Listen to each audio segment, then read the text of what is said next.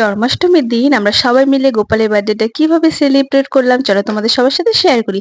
জানি ভিডিওটা দিতে একটু লেট হয়ে গেল কারণ অভিকের তো এক্সাম চলছে, তাই মানে ভিডিওটা রেডি করাই ছিল কিন্তু ভয়েস ওভারটা করে ওঠা হয়নি। তো চলো ভিডিওটা স্টার্ট করা যাক। So hello everyone, welcome my new blog video. তো জন্মাষ্টমীর দিন সকালে উঠে প্রথমে ঘরের রান্নাটা সেরে নিলাম, কারণ আমরা তো তিনজন শুধু উপোস করব, মানে আমি, আমার ননদ, আমার যা, আর বাকিরা তো খাবে, তাই সকাল সকাল উঠে আগে নিরামিষ রান্নাটা সেরে নিয়েছিলাম। তারপর স্নান টান সেরে চলে গেলাম ঠাকুর ঘরে গিয়ে প্রথমে তো গোপালকে স্নান করানোর পালা, কারণ আজকে গোপালের জন্মদিন, তাই ভালোভাবে স্নান করাতে হবে। তার জন্য দেখো প্রথমে গোপালকে তেঁতুল পীতাম্বরী দিয়ে ভালো করে ধুয়ে নিয়েছিলাম, তারপরে চন্দন হলুদ দিয়ে ধুয়ে নিয়ে পরে সবার শেষে দেখো দুধ জল আর ঘি মধু অগ্র তুলসী পাতা দিয়ে ভালো করে স্নান করিলাম। যেহেতু এত কিছু দেওয়ার জন্য গোপালের শরীরটা পুরো আঠা আঠা হয়ে গেছিল, তাই দেখো আমি আবার গঙ্গা জল দিয়ে ভালো করে ধুইয়ে এবার গোপালকে ভালো করে সুন্দর করে মুছে নেব। এদিকে আমি গোপালকে স্নান করাচ্ছি, আর ওদিকে আমার ননদ দেখো দোলনাটাকে সুন্দরভাবে সাজিয়ে নিচ্ছে। দোলনা তো আমাদের আগেই কেনা ছিল, শুধু এখন সুন্দর করে ফুল টুল দিয়ে সাজিয়ে নিচ্ছে। গোপালকে তো সুন্দর করে মুছে দিয়েছে, এখন সাজগোজের পালা। এই দেখো গোপালের ড্রেস কি সুন্দর না, এটা দেখো ভাস্তি নিয়ে এসছে, পুরো সেট আছে, ড্রেস, মাথার মুকুট আর গলার মালা দিয়ে। এই দেখো গোপালের দোলনাও একদম রেডি, চলো এবার জায়গা মতো বসিয়ে দিই।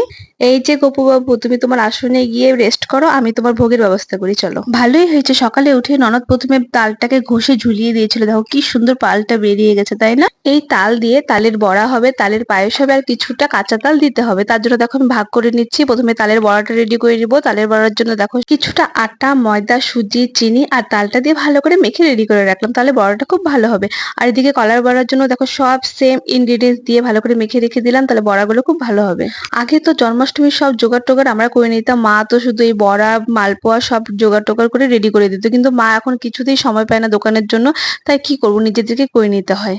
কিন্তু কথায় আছে না, সবই ঠাকুরের ইচ্ছা, এখানে মার ছোঁয়া লাগারই ছিল, তাই দেখো আমি সব বড়াটা রেডি করেছিলাম, দেখি পিছন থেকে মা আসছে, তাই মাকে দিয়ে মালপোয়ার গোলাটা করিয়েছিলাম। অ্যাকচুয়ালি মেখেছিলাম আমি, কিন্তু মা সব দেখিয়ে দেখিয়ে দিয়েছিল, আমি মেখেছিলাম।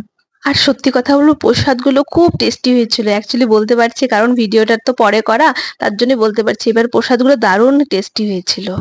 বড়ার মাখাই বলো আর মালপোয়ার গোলাই বলো, সবগুলো আগের থেকে মেখে রেখেছিলাম, দেখে কি সুন্দর হয়েছিল। বড়াগুলো একদম টোপা টোপা করে ফুলেছিল আর একদম তুলতুলেও হয়েছিল। সব শেষে দেখো ননদ বাঁধাকপিটা কাটছে, বা সেটা কাটা হয়ে গেলে গ্যাস ধরিয়ে দেবো আর রান্না চাপিয়ে দেবো।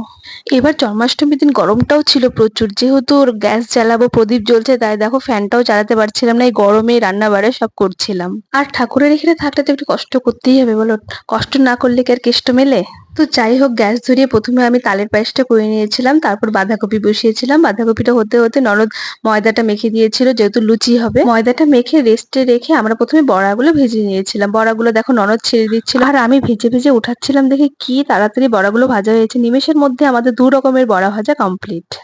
এবার অষ্টমী যেহেতু আগের দিন লেগেছিল, তাই ভেবেছিলাম সন্ধ্যায় সন্ধ্যায় পুজোটা সেরে নেবো, আর সত্যি তাই হয়েছিল। আমরা সন্ধ্যায় সন্ধ্যায় পুজোটা সারতে পেরেছিলাম, যেহেতু দুজনে মিলে খুব সকাল থেকে আমরা সব রেডি একটু তাড়াতাড়ি হতো যদি আমাদের আগের গ্যাস ওভেনটা থাকতো। ওটা যেহেতু আমাদের রান্নাঘরে নিয়ে নিয়েছি, কিন্তু এই গ্যাস ওভেনটার অত একটা হিট নেই, যেহেতু এটা খুব কম ব্যবহার করা হতো, ওটাই বেশি ব্যবহার করা হতো, তাই এটার হিটটাও মানে খুব কমে গেছে।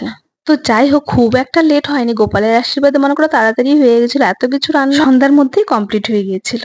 দেখো আমাদের সব ভাজাভাজি কমপ্লিট, এখন শুধু লুচিটা ভাজবো আর গোপালকে এগিয়ে দেবো। এবার আমি একটু অন্যরকমই করেছিলাম, প্রসাদ গোপালের জন্য আলাদাভাবে তুলিনি, আমি যা যা বানিয়েছিলাম সবকিছু গোপালের কাছে একবার এগিয়ে দিয়েছিলাম, সবকিছু ভোগের প্রসাদ হয়ে যাবে।